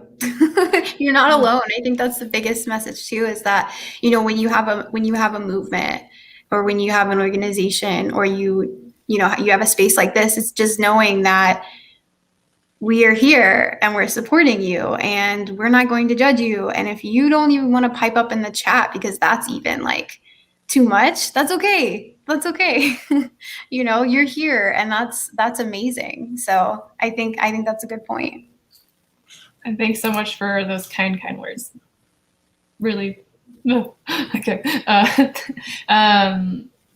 So I just wanted to add really quick, piggybacking on what Boyce was saying, is that audiobooks have really changed the way that I address books as well. And one of the things that I have absolutely loved has been Overdrive and Libby, the two apps that connect to your local library. Yes. They are fantastic, and I am going to plug them forever and ever and ever. Here in New York City, we have 3 different library chains. We have the New York Public Library, the Brooklyn Public Library, and the Queens Public Library. And if you are a New York City resident, you can actually get a library card for all 3, no matter what borough you live in. So I'm logged into Overdrive on all 3 of those different libraries, which is fantastic because if one doesn't have a book that I'm looking for, or one has a backlog or a hold, I can check the other libraries through this app at like 4 a.m. on my phone and download a temporary version of either the regular ebook or the audiobook, which is fantastic. And one of the things, I was using Overdrive to read Blueprint for a Revolution, and you can change the font. I'm slightly dyslexic, so being able to change the font to a dyslexic specific font actually made this not only easier for me to read, but actually just more enjoyable for me to read. So I think that this is fantastic that in the time of technology, we have the ability to consume literature like this in any way that's actually viable for however your brain processes information. And I think that that is just absolutely wonderful. And again, go to your public library, because as much as Audible is, it has like stuff, your library has all of it, guys. Like, and it's free. And your library has audiobooks the same way that Audible does. And I mean, why support Jeff Bezos when you have your taxpayer funded library right down the street? You're already paying for it. So get those free books, kids.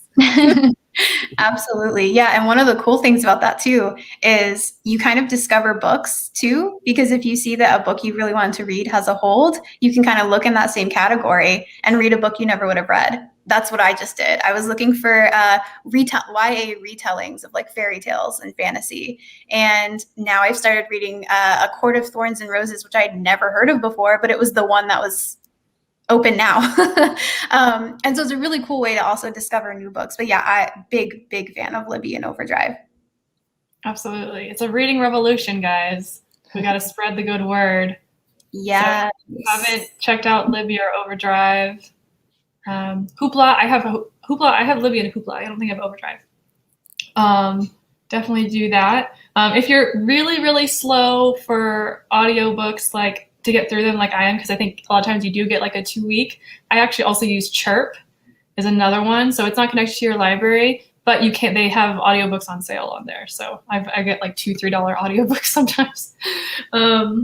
So yeah, thanks. I love that tangent, because I think that, well, we talked about, actually this is on the Fun Time program, we talked with you guys about how we really want to see libraries become more important, more like cultural centers. So yeah, whole realm of possibility there.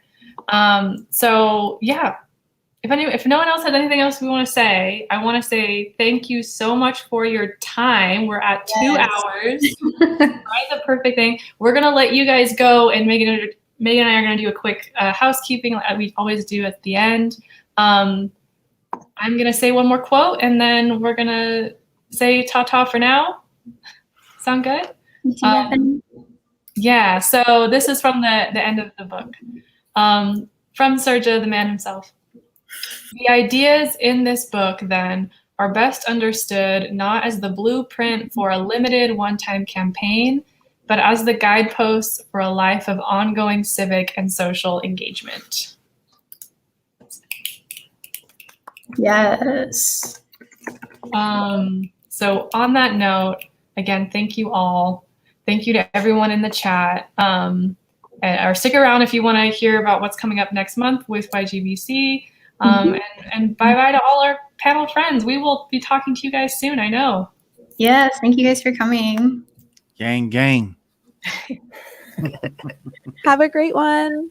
Thank you. Thank you, Fun Time Program. Thank you, Sonia. And bye, Boyce. See you guys later. All right. Okay, so just some quick housekeeping. Sorry, I did housekeeping in college, and that's how we would have to knock on the door. Housekeeping. So I was going to go, housekeeping. Okay, so the only thing we really need to say, I guess we should really, so if you want to hear more about this book. Yes, oh my God, I'm so excited about this. Watch this space next month. That's all I'm going to say because I'm going to cry. We have a really exciting guest. Yeah, so there's that. But something else really exciting is happening in February that is kind of a long time coming because we had partnered with McCoy back in June. Yeah. And we're gonna increase that in 2021. We're gonna try to make that like quarterly.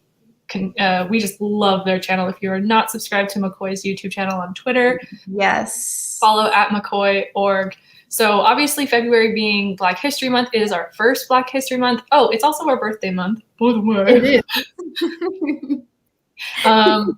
We asked them to pick the book. So this is the book that they picked, guys. Holy How's that for a name? Yeah. For a book title. Right? How Capitalism Underdeveloped Black America, subtitled Problems in Race, Political Economy, and Society by Manning Marable. And I think it is a little bit more of a textbook. That's kind of the vibe I get. It was written, I think, in the 80s. So this is like OG, obviously still 1000% relevant. This is what they picked. So we haven't read this yet. We're going to start reading it next. Very excited.